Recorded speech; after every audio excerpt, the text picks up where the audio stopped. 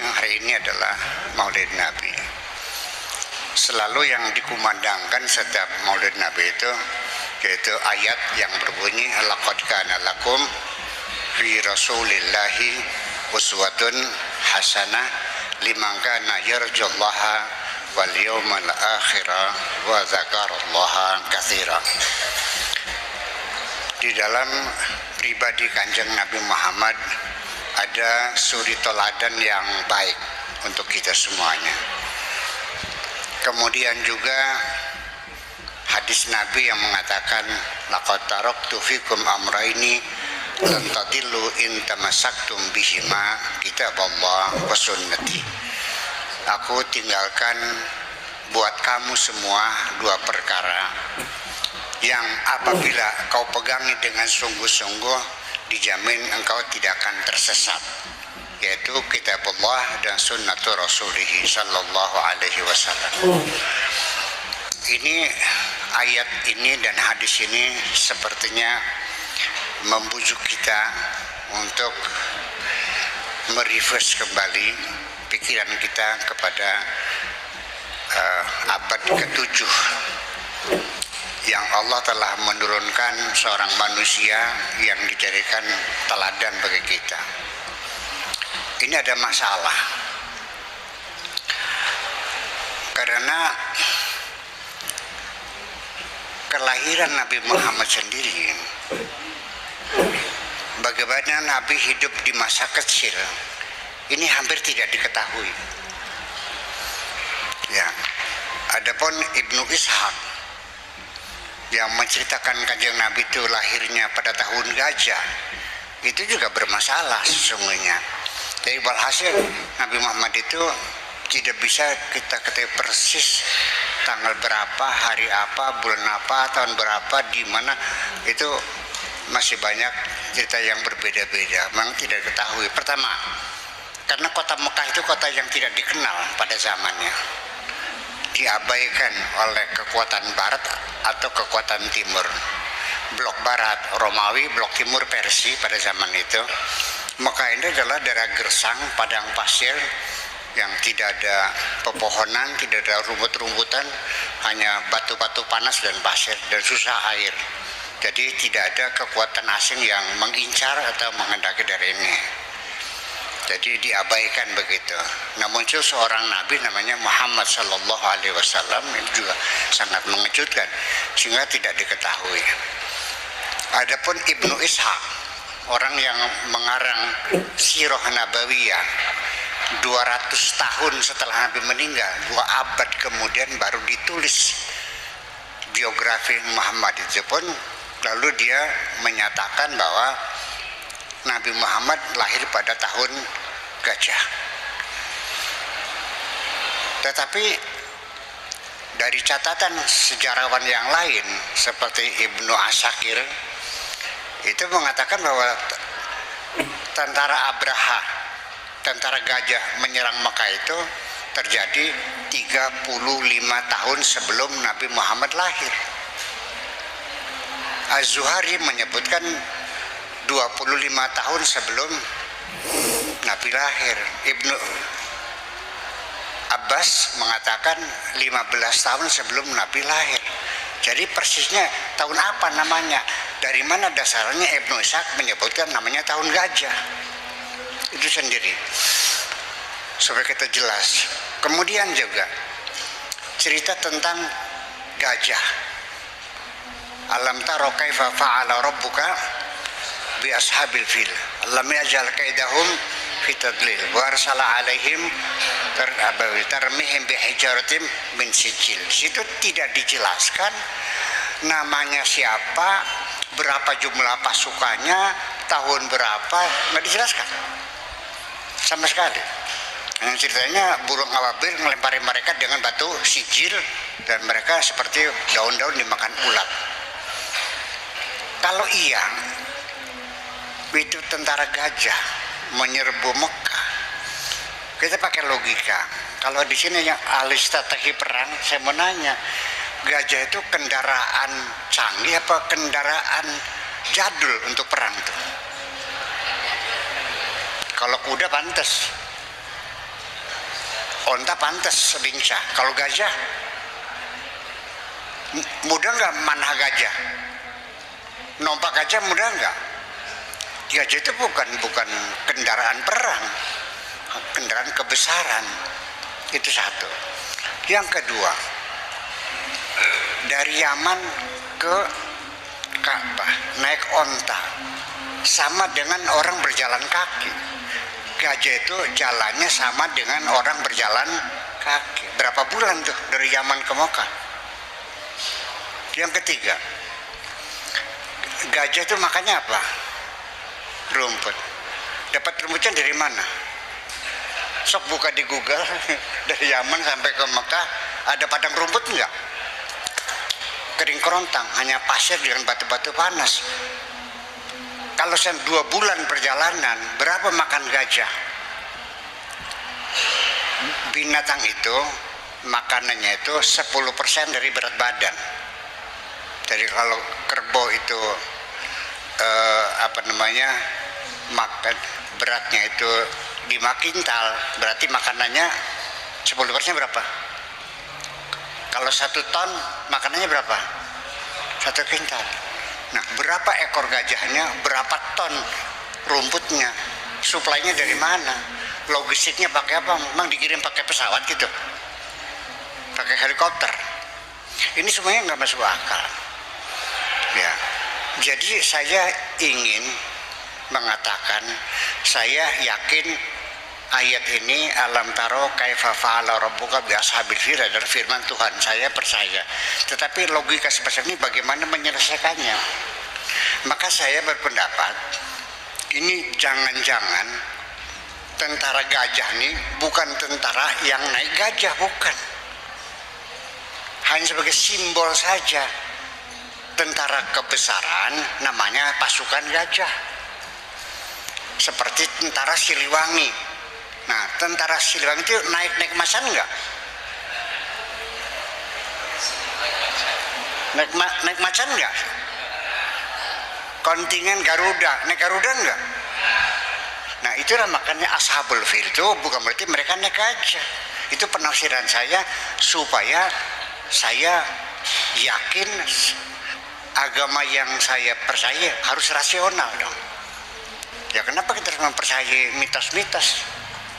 Yang benar dong, logis kita percayai. Ini anak-anak kita kan pasti akan lebih cerdas dari kita.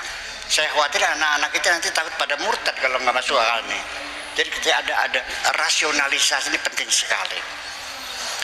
Nah, banyak beberapa ayat semacam itu, termasuk juga. Jadi gitu.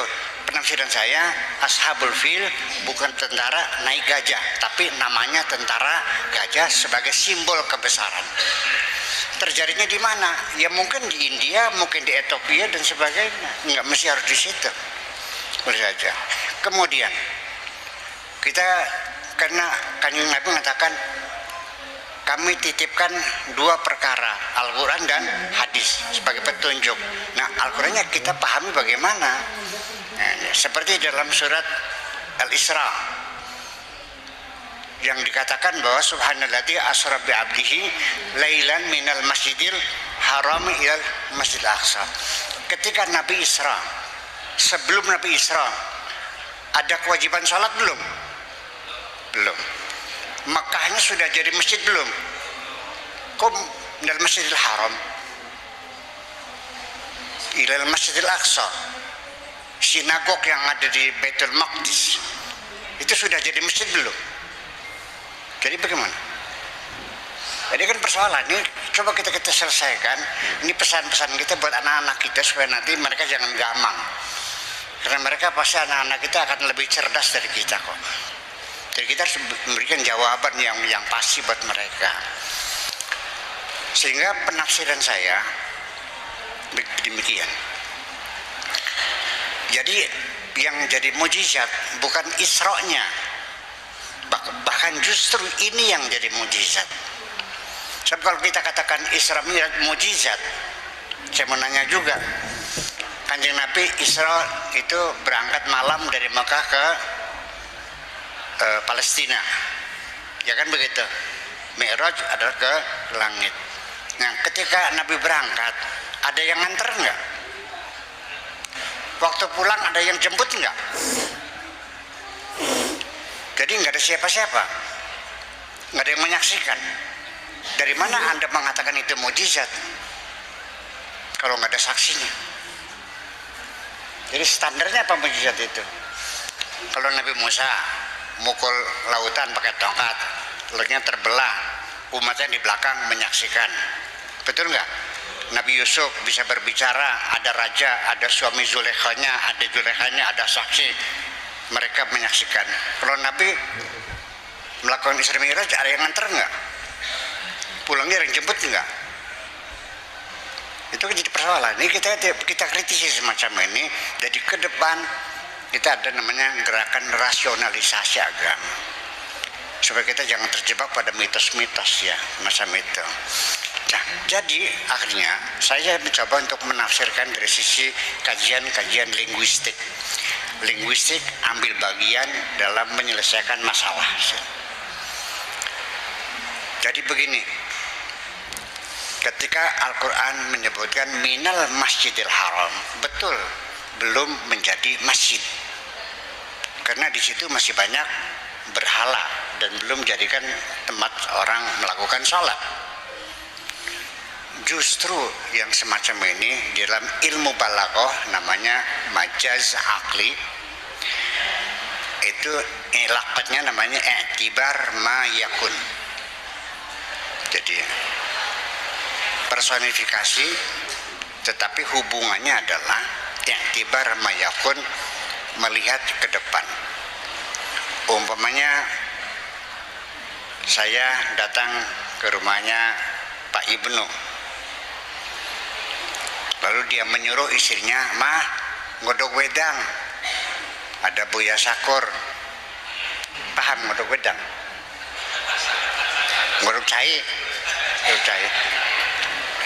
Yang saya tanya, Pak Ibnu bilang godok wedang, yang digodok air putih atau wedang? Belum jadi wedang kan? Salah nggak tuh? Ya enggak. Godok air putih yang nantinya akan jadi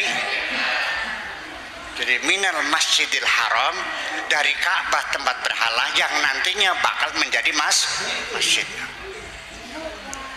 Ilal masjidil aqsa, ke sinagog yang nantinya bakal menjadi masjidil aqsa. Nggak ada masalah. Seperti Nabi Yusuf juga sama. Seorang teman di penjara, dia cerita, tadi malam saya mimpi meres arak. Ini asiru khamra, aku meres arak. Yang diperes anggur apa arak? Kenapa nggak bilang asiru al-inab? Kok asiru khamra? Nah, itu namanya bahasa, namanya i'tibar ma yakun, kepada nantinya bakal menjadi arak. Jadi saya meres arak, bukan meres anggur, semacam itu. Nah, ini justru ayat ini menyebutkan kemujizatan itu terletak bahwa isyarat bahwa tidak akan lama lagi Ka'bah tempat berhala akan menjadi masjid. Saya kira kita masih menjelaskan kepada anak-anak itu supaya jangan gampang. Nah, kemudian lagi, Bapak sekalian, Nabi Muhammad itu lahir di satu kampung yang tidak terkenal, yang tidak populer, yang tidak diperhatikan orang, dari keluarga biasa, lahir sebagai anak yatim. Sebelum lahir bapaknya udah mati, setelah lahir ibunya mati, ibu sama kakek-kakeknya mati, ibu sama paman suruh menggembala kambing. Nah, ini ada apologetik para penulis sejarah.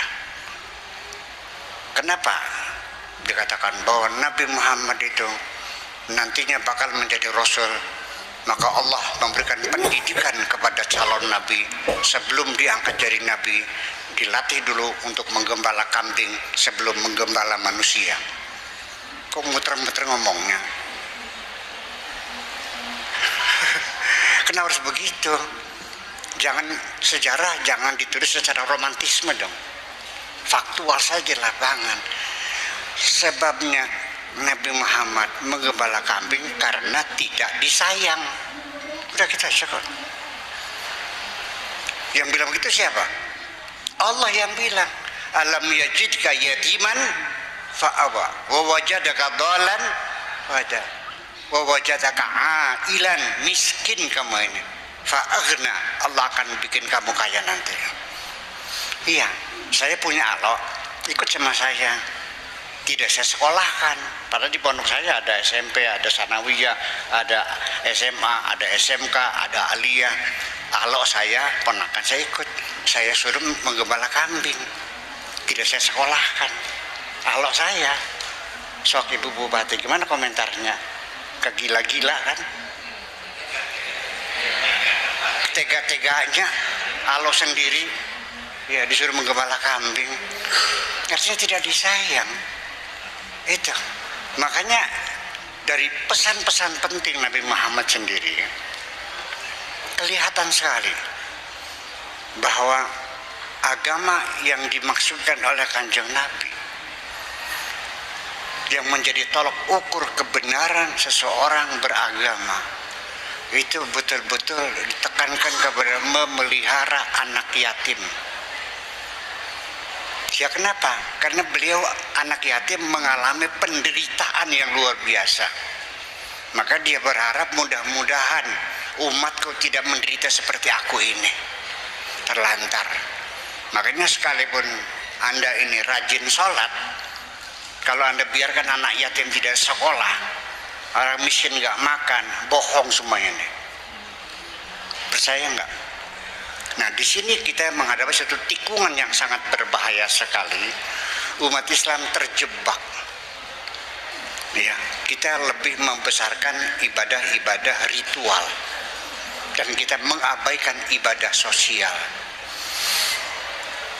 Betul. Padahal Nabi Muhammad kelihatan sekali lebih mementingkan ibadah sosial. Ara'aital ladzi yukadzibu bidin fadzalikal ladzi yud'al yatim. Terus wala yahudu ala ta'amil miskin fawailul lil musallin. Nah, ini jadi artinya bahwa dikiranya kita dengan rajin sholat, banyak berzikir, rajin puasa itu lebih licin masuk surga. Enggak. Ya, justru malah ibadah sosial ini yang sangat. Perintah sholat nggak dijelaskan berapa rakaat, nggak dijelasin waktunya kapan, nggak dijelasin bacaan apa tidak dijelaskan, bagaimana cara ruku tidak dijelaskan, tasyahudnya apa jelaskan, iftitah nggak ada kok. Dan sampai sekarang orang sholat seluruh dunia berbeda-beda, dari mulai takbir sampai menoleh kanan, menoleh kiri berbeda-beda. Ada yang takbirnya Allahu Akbar di atas kepala, ada Allahu Akbar jempolnya di atas telinga, ada Allahu Akbar di bawah telinga, ada yang terkipak Allahu Akbar, ada digoyang-goyang begini. Setelah itu ada yang sedekap, ada yang selonjor, ada yang baca Fatihah, ada yang tidak, yang baca Fatihah, ada yang baca basmalah, ada yang langsung Alhamdulillah. Sampai tahiyatnya ada yang digoyang-goyang. Nah, Nabi Muhammad kan bilang, "Shallu kama ra'aitumuni usalli."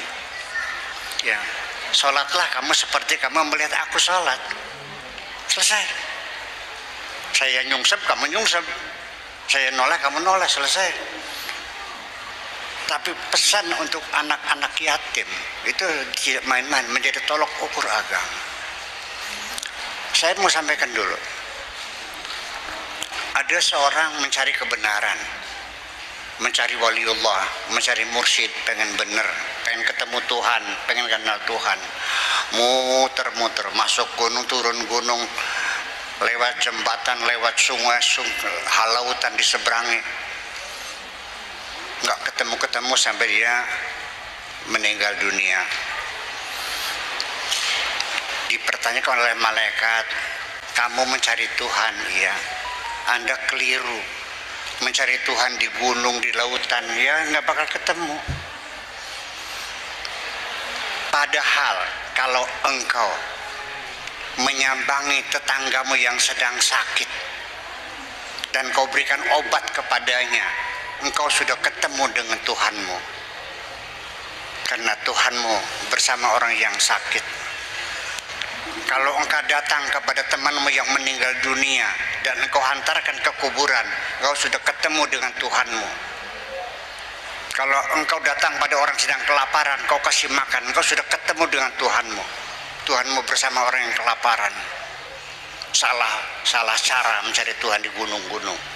Ya, artinya kepedulian sosial ini yang mengantarkan kita menjadi benar dan menjadi masuk surga. Nah, ini saya tidak mengerti kok sekarang orang Islam lebih mengutamakan ibadah-ibadah seremonial, mengabaikan ibadah sosial.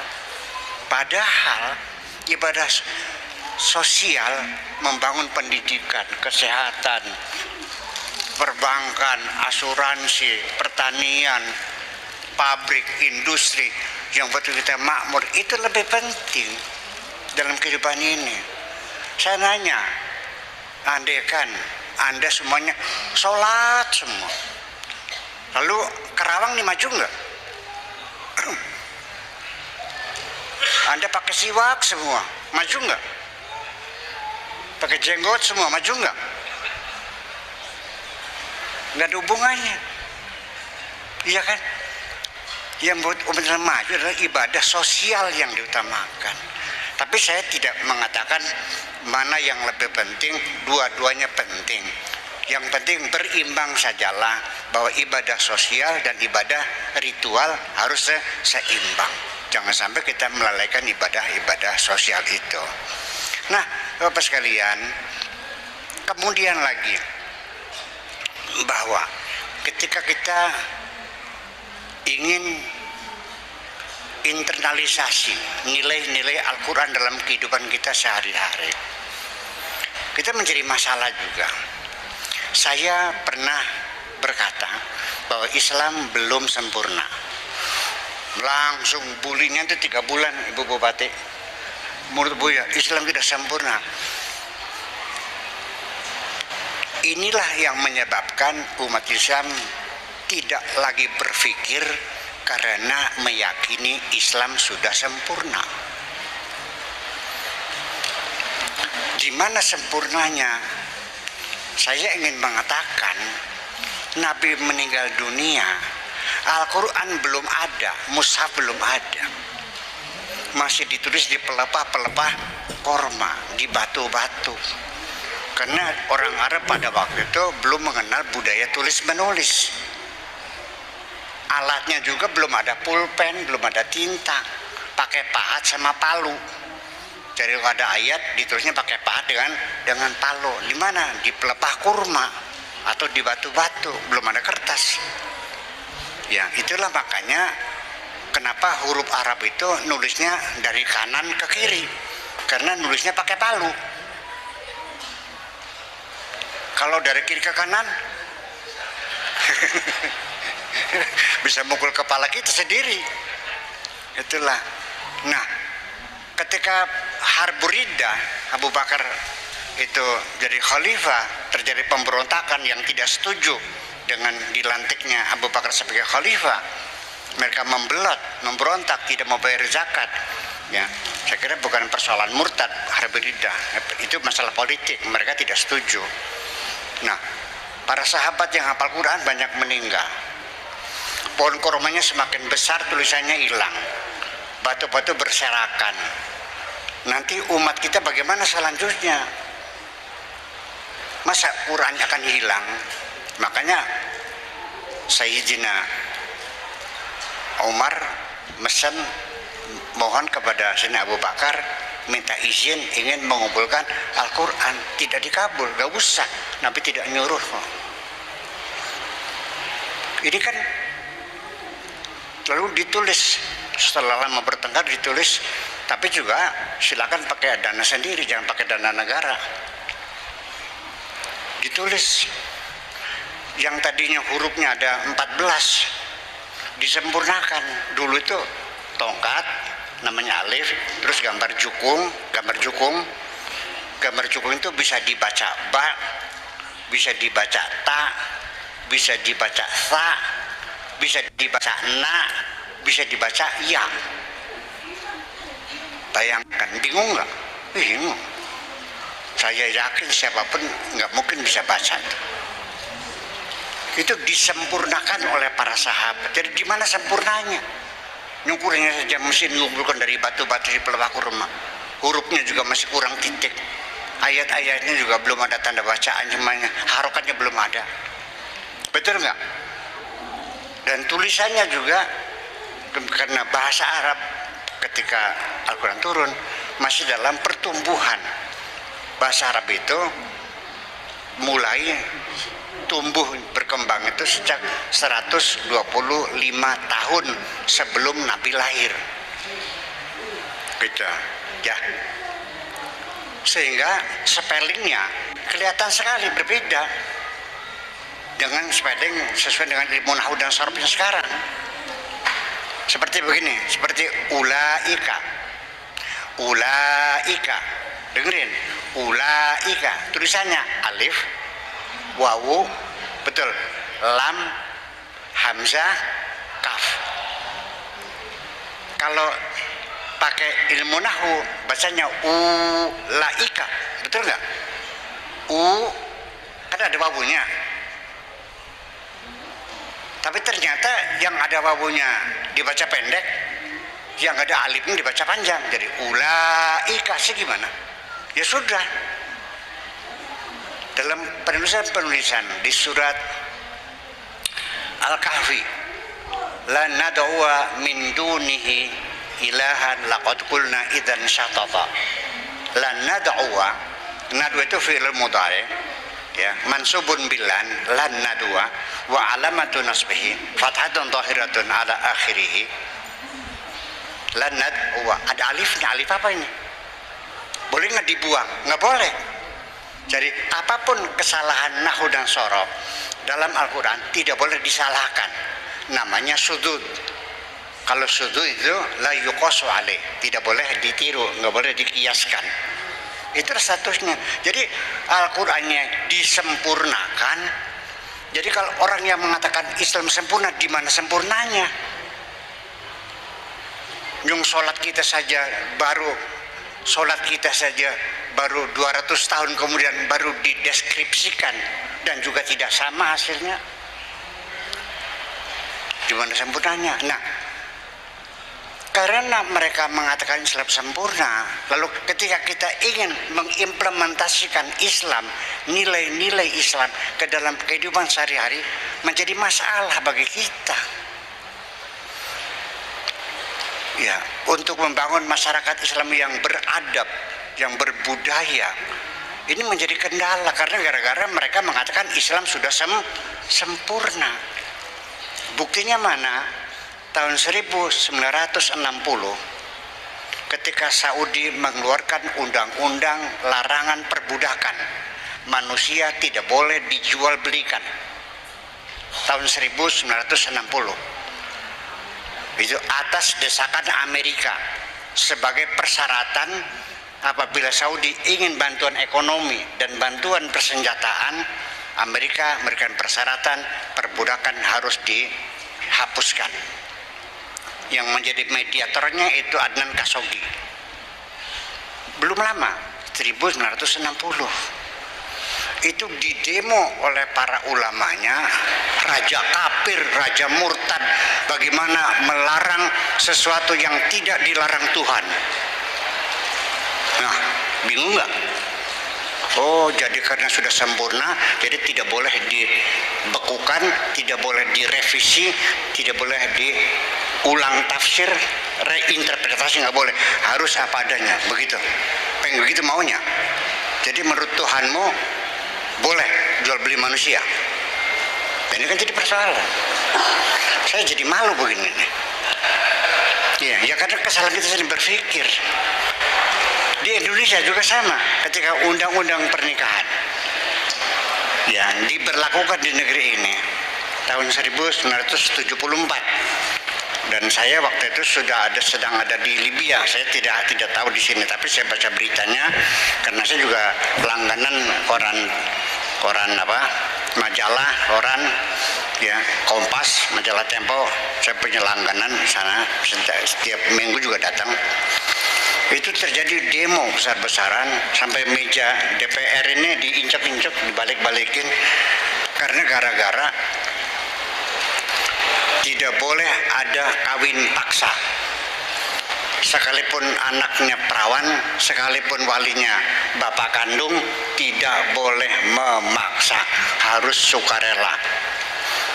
Di dalam kitab fikihnya, anak perempuan yang gadis, belum pernah nikah, bukan janda, dan walinya bapak, maka wali mujbir boleh dipaksa, suka tidak suka kawinnya sah. Betul nggak begitu? Betul nggak? Seperti itu yang kau inginkan peradaban kita ini. Kalau perempuan itu manusia bukan sih? Jadi setuju dipaksa. Bu Bupati mau dipaksa nggak? Nah itu persoalannya. Ini persoalannya. Jadi sampai sekarang masih ada dualisme. Sering kali saya datang berulang-ulang, suami istri datang kepada saya, Pak Kiai bagaimana ini? Suami saya sudah mengatakan cerai. Jadi saya masih boleh, sudah 3 kali ini ngomong cerainya. Jadi talaknya habis belum? Bu, suamimu mencerai kamu nih sudah diproses di pengadilan belum? Ya nggak sah.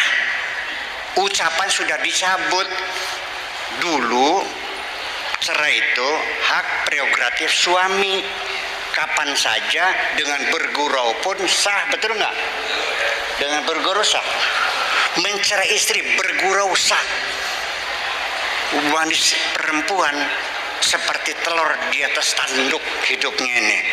Ya, tergantung suami diceraikan semaunya, dibuang di tengah jalan. Setelah tua dibuang tengah jalan, suaminya kawin lagi. Ya, saya mau ngomong jujur aja. Kalau perempuan berselingkuh, tahu nggak? Ada 2 kemungkinan, di sate atau di pecel. Tapi kalau laki-laki selingkuh, apa bilangnya? Sunnah Rasul.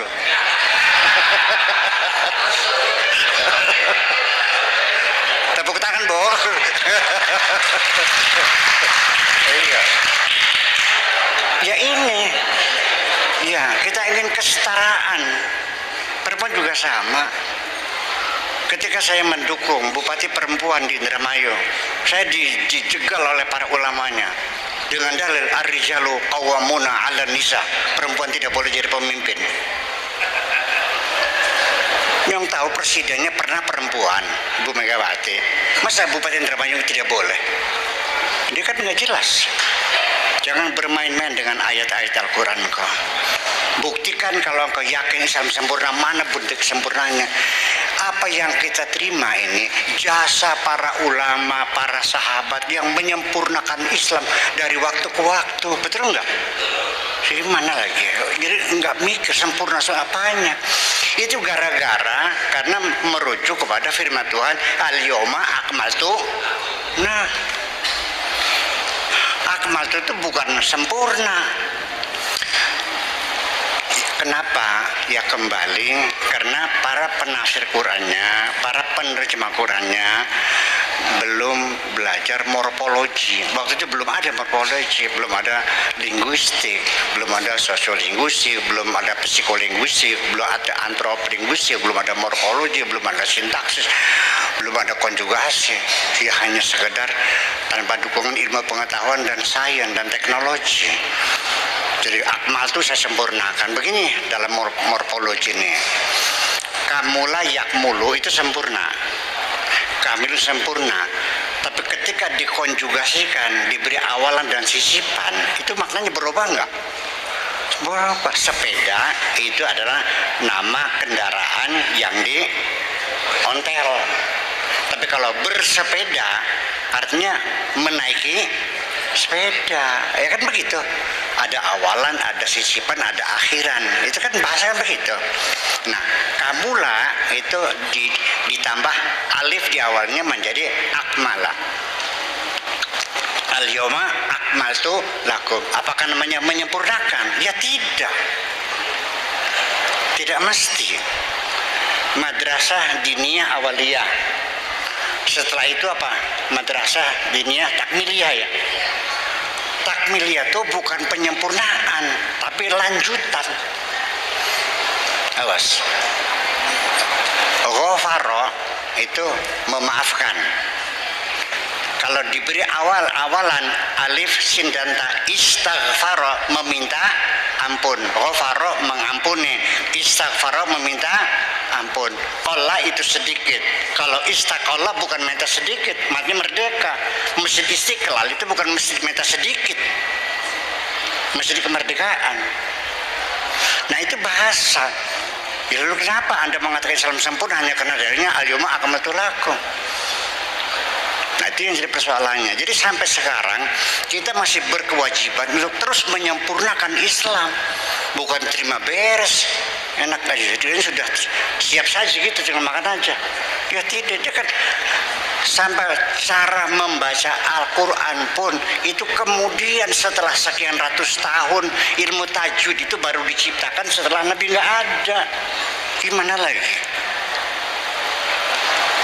Nabi baca Quran seperti apa? Apa kayak orang kempek?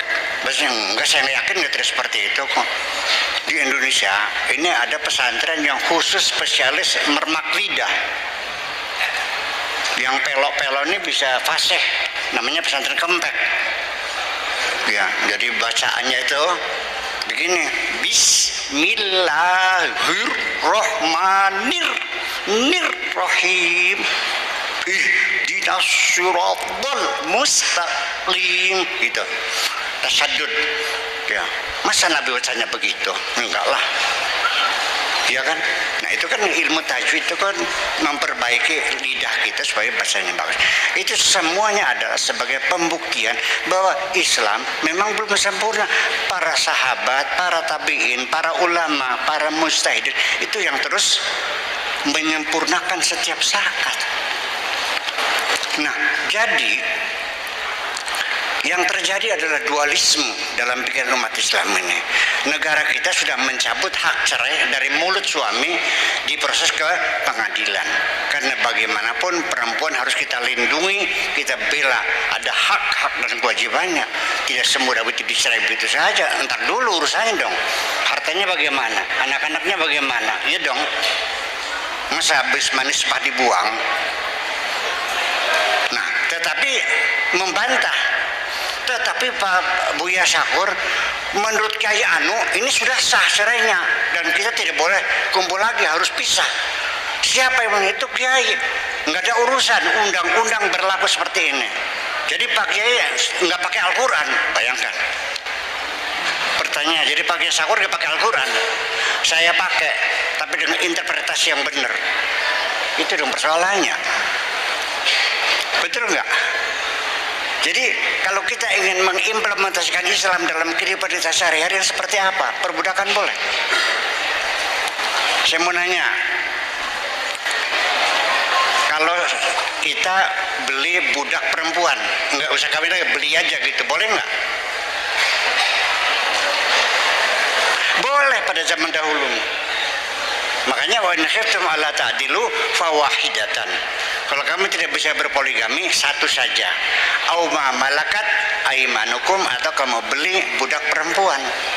Boleh pada zaman dahulu, dan ini saya tidak menyalahkan. Yang sudah ya sudah. Masa sekarang beli budak perempuan boleh?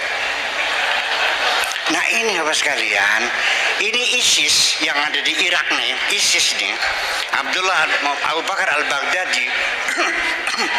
Karena ini umirtu an uqatilan nas hatta yaqulu la ilaha illallah, menyerbu suku Yazidiyah, masyarakat komunitas Kristen di situ diserbu, lakinya dibunuhin, perempuannya dijual-jualin. Seperti itu yang Anda inginkan. Islam yang Anda inginkan, yang ngebom masjid, ngebom terminal, ngebom supermarket, ngebom hotel begitu. Saya tidak mengerti. Dari mana datang pikiran bahwa membunuh orang yang tidak bersalah akan menghantarkan dia masuk surga? Supermarket dibom, terminal dibom, hotel dibom. Yang mati orang yang tidak bersalah, tidak berdosa. Orang Australia lagi liburan vakansi di Bali, dibom hotelnya, ratusan yang meninggal. Apakah itu yakin kamu ini jalan menuju surga? Pakai akal sehat. Saya dengan akal sehat saya yang sederhana, agaknya masuk surga bukan dengan membunuh orang, tapi menghidupi orang. Yang lapar kita kasih makan, betul? Yang bodoh kita ajarin, betul? Yang tersesat kita tunjukkan, betul? Yang sakit kita obati, betul? Itu jalan menuju surga, bukan bunuh orang. Kok bisa terjadi? Nah, itulah persoalannya. Maka kita mesti jelas maunya apa, bahwa kita ingin mengimplementasikan syariat Islam untuk diri kita seperti apa. Mau dibilang perbudakan lagi. Ibu saya pulang dari pondok, masuk kamar ada laki-laki. Dia menjerit ketakutan, "Mama, ini siapa laki-laki di kamar?" "Yaitu suami kamu." Jadi ibu saya dikawinkan tanpa sepengetahuan dia, sah. Itulah hukum fikih. Betul enggak? Saya ingin mengatakan itu budaya Arab, bukan hukum Islam. Harus tahu ini budaya Arab. Dan sekarang sudah mulai masuk loh. Sekarang mulai masuk. Saya sering menikahkan orang kawin. Pengantin laki-laki duduk di sini. Walinya minta tolong kepada saya, taukil, untuk menikahkan putrinya. Buya Syakur, tolong nikahkan putri saya, namanya Hasanah, dengan laki-laki namanya Abdullah, dengan mas sekian. Oke, saya terima. Mana pengantin laki-laki perempuannya? Di dalam, nggak boleh keluar. Pengantin perempuan di dalam tidak boleh keluar karena belum menikah, masih haram. Tidak boleh duduk berdampingan karena masih haram. Nanti setelah akad nikah baru pengantin perempuan keluar. Sini ada nggak begitu? Ada. Ini kan pengaruh Arab nih. Bayangkan ibu-ibu sekalian, seorang perempuan mau dikawinkan, detik-detik yang sangat menentukan, tidak boleh menyaksikan di dalam. Terjadi transaksi ijab qabul, tidak menyaksikan. Ngeri nggak? Iya. Ya kenapa nggak duduk samping aja? Kita ini Indonesia loh, bukan Arab ini nih. Masa saya melihat ibu bupati yang cantik nggak boleh? Iya. Haram katanya. Kalau di fikih nggak boleh, perempuan itu aurat. Jadi perempuan itu, siapa yang boleh melihat wajah perempuan adalah seorang lelaki yang punya maksud ingin melamar dan sudah memastikan minimal sudah DP akan melamar, itu boleh melihat wajah perempuan, terbatas hanya muka dan telapak tangan. Karena gara-gara itulah maka perempuan tidak diberi peran sosial apapun. Masuk kamar kunci, nyupir mobil nggak boleh, motor nggak boleh, jadi bupati nggak boleh, jadi anggota dewan nggak boleh. Yang penting masak di rumah, suaminya pergi dikunci. Itu bukan Islam, itu budaya Arab. Punten ini mah. Iya, pakaian itu budaya, itu bukan agama. Apa jilbab ini agama? Enggak, budaya kok. Saya mau cerita, Sayyidina Umar dilapori oleh sahabatnya. Sayyidina Umar di pasar tadi ada seorang budak sahaya. Dia pakai jilbab. Mana itu orang di pasar? Datangnya ditotok kepalanya, buka jilbabnya. Kamu kan budak sahaya, bukan orang merdeka. Bayangkan. Berarti jilbab ini bukan masalah agama, masalah status sosial. Budak kata merdeka. Jadi artinya begini, kita kembali. Saya ini orang Indonesia, tapi saya agamanya Islam kan.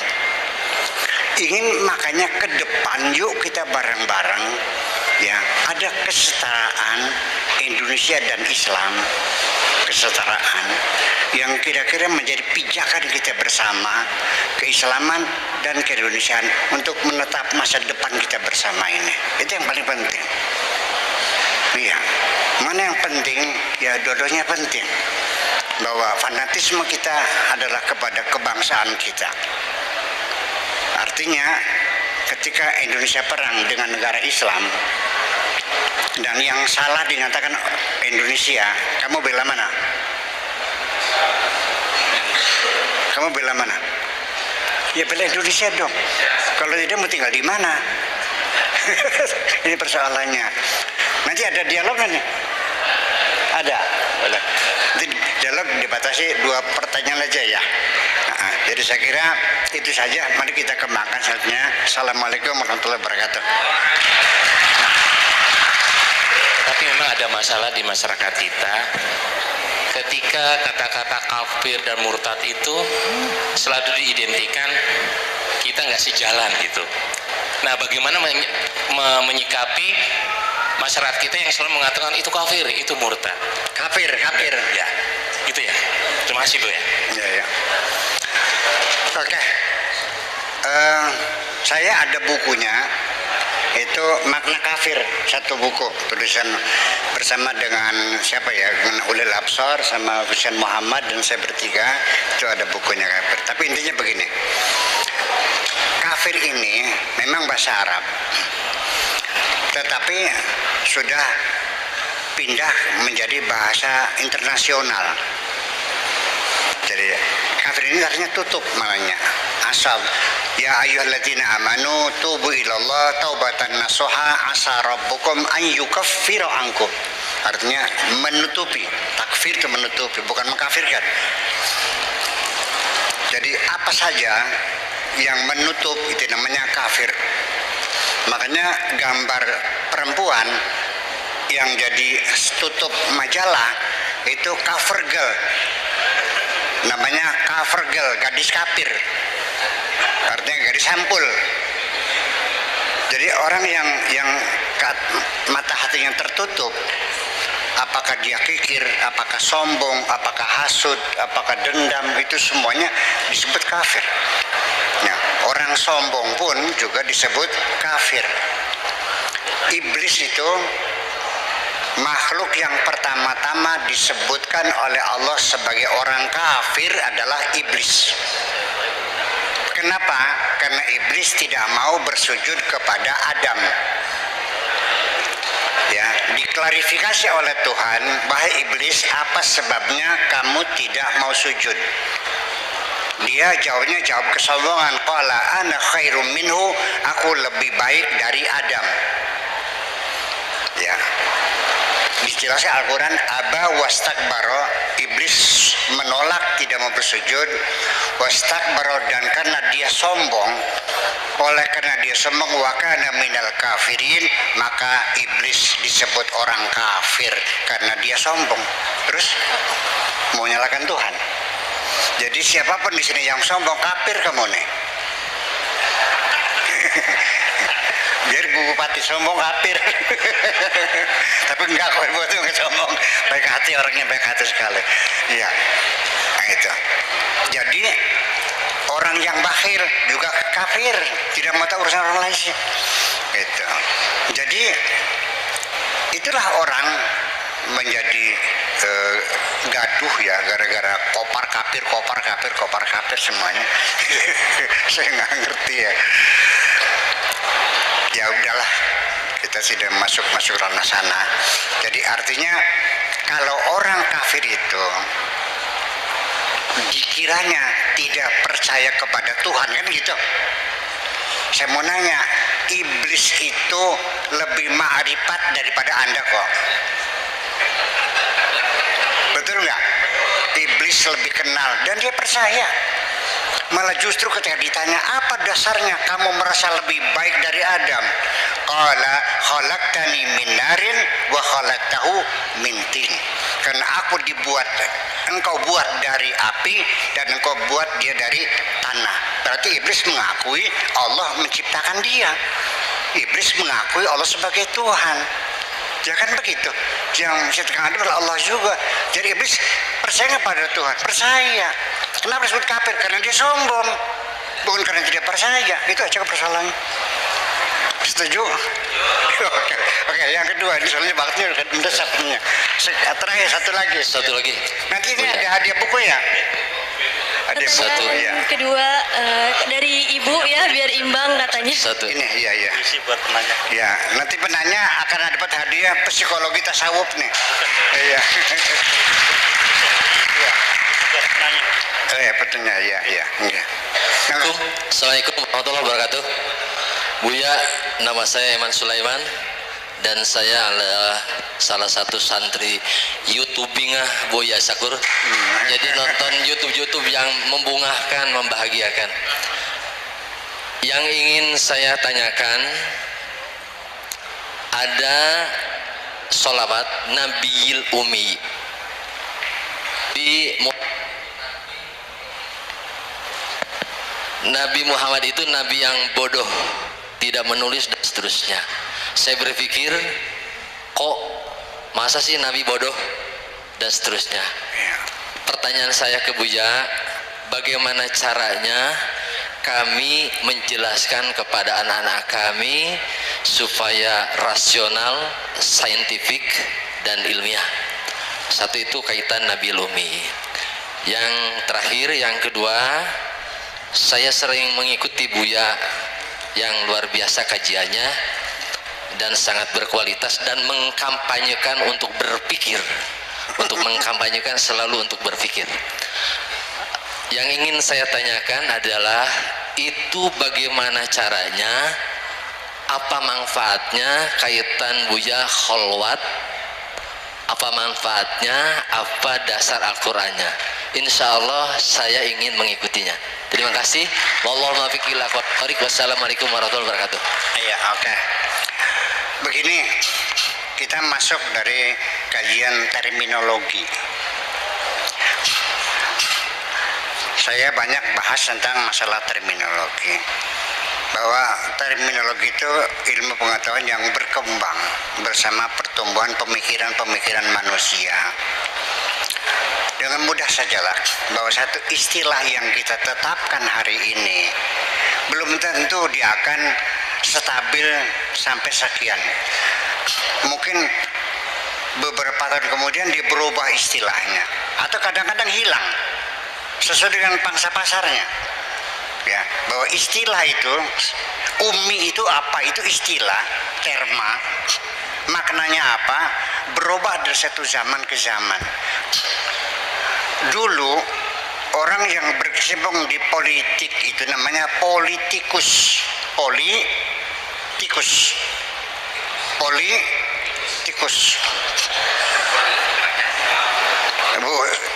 Bu Selini dulu namanya politikus, sekarang politisi.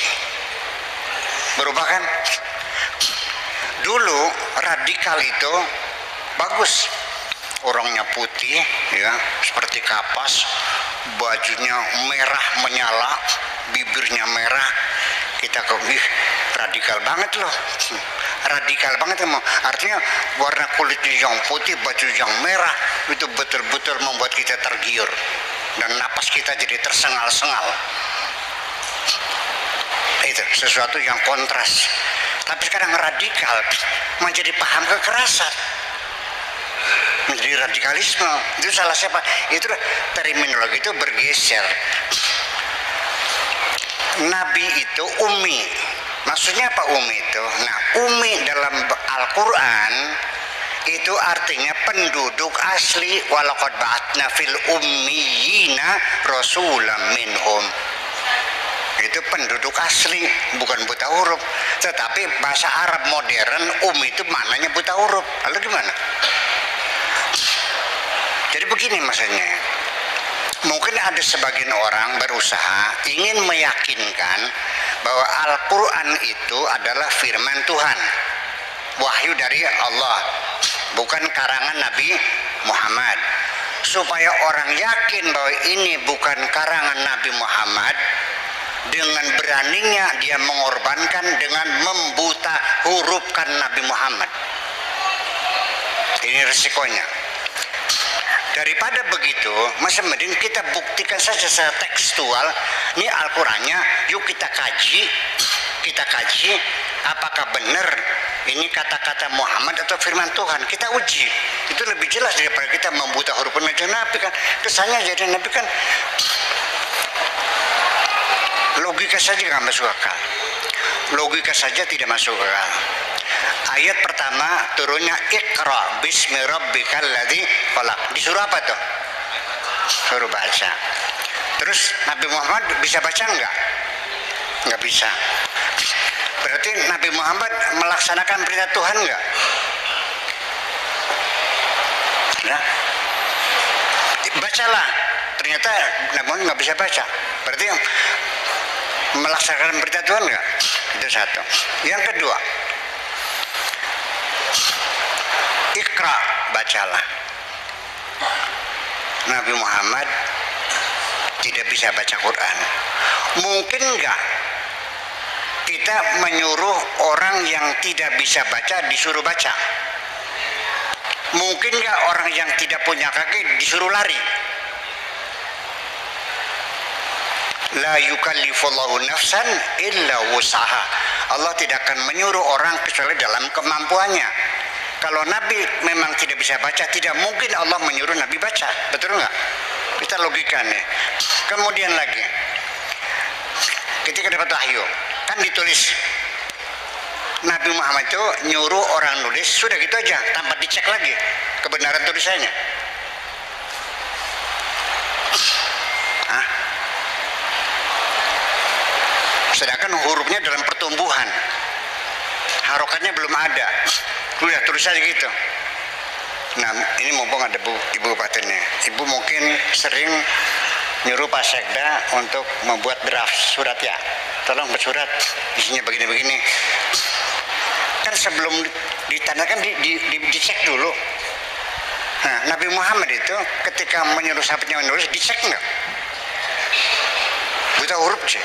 Jadi nggak dicek lagi. Pakai logika aja. Iya, kita berlogika yang cerdas dong. Terus apa salahnya sih kita meyakini Nabi bisa baca? Apa salahnya sih daripada kita meyakini Nabi buta huruf? Kalau buta huruf kan identik dengan goblok, pelangap, longo. Ya kan? Nah itu kira-kira seperti itu kira-kira. Kemudian apa hubungannya rasionalitas dengan kholwat? Ya, begini.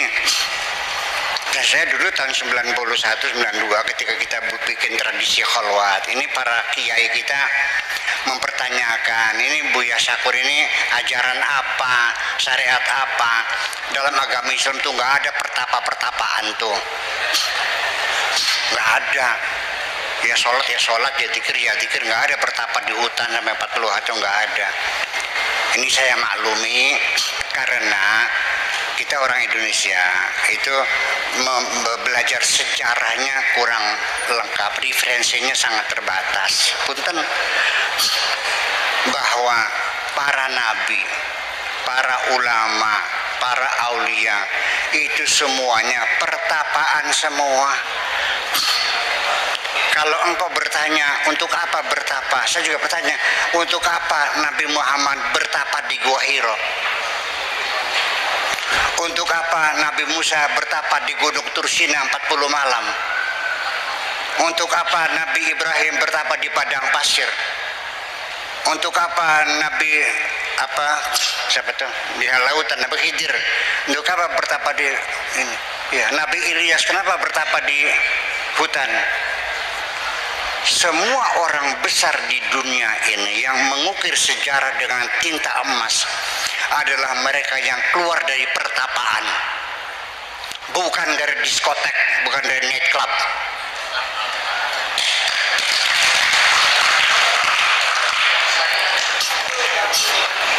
Pertapaan ini membuat orang menjadi cerdas. Karena kita ketika berkumpul dengan banyak orang, kita berdialog, berdiskusi, bercakap-cakap.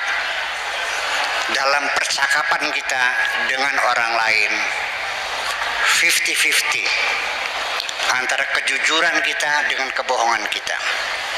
Di dalam mulutmu terkandung banyak kebohongan ketika bercakap-cakap dengan siapapun.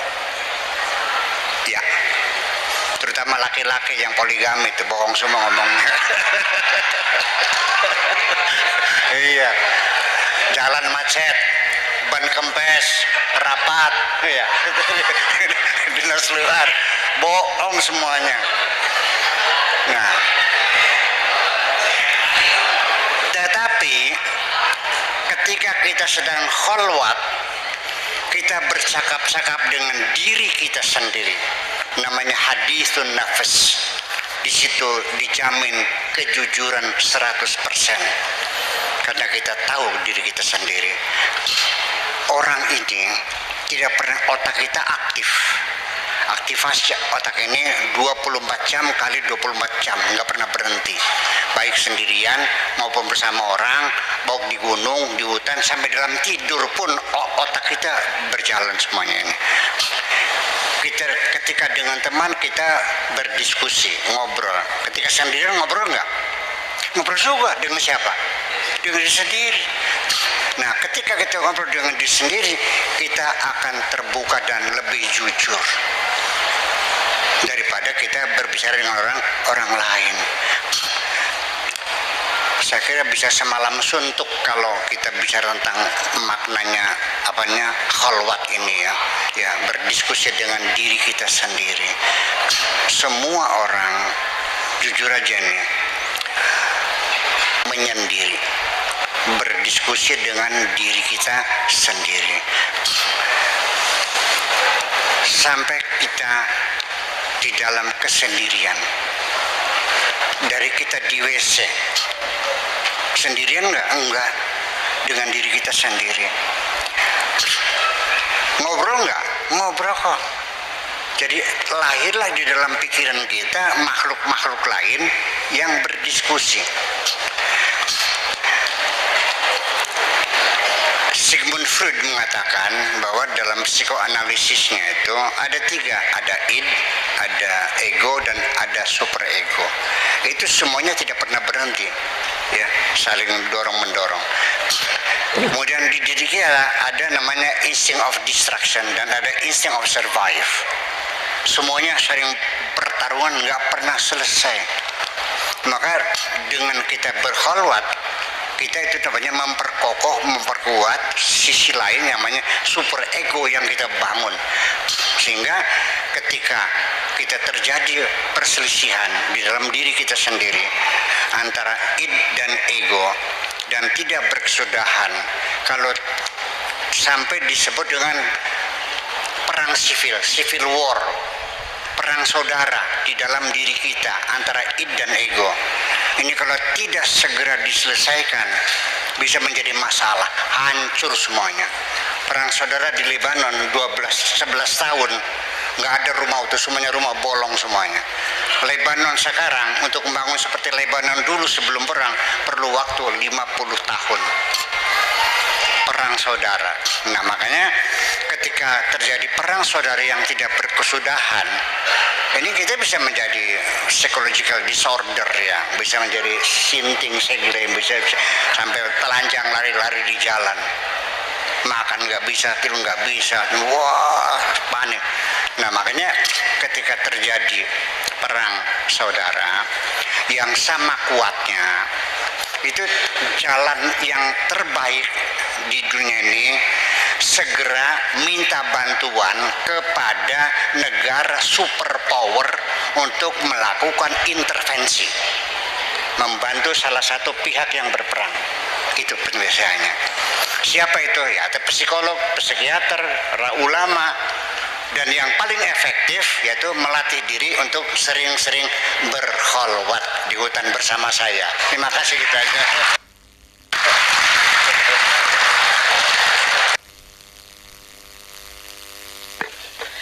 Terima kasih kepada Bapak Kiai Haji Buya, dan mohon maaf sebelumnya pertanyaan kita cukupkan karena waktu telah habis. Dilanjutkan dengan doa bersama. Kita tutup acara kita ini, mudah-mudahan dapat hidayah semuanya. Bismillahirrahmanirrahim. Auzi'ana an nashkura ni'mataka allati an'amta 'alaina wa 'ala walidayna wa an na'mala salihan tardah wa adkhilna bi rahmatika fi 'ibadika as-salihin. Rabbana atina fid dunya hasanah wa fil akhirati hasanah wa qina adzabannar. Sallallahu ala sayyidina Muhammadin wa ala alihi wa sahabatihi ajma'in. Subhana rabbika rabbil izzati amma yasifun. Wassalamun alal mursalin walhamdulillahi rabbil alamin. Assalamualaikum warahmatullahi wabarakatuh.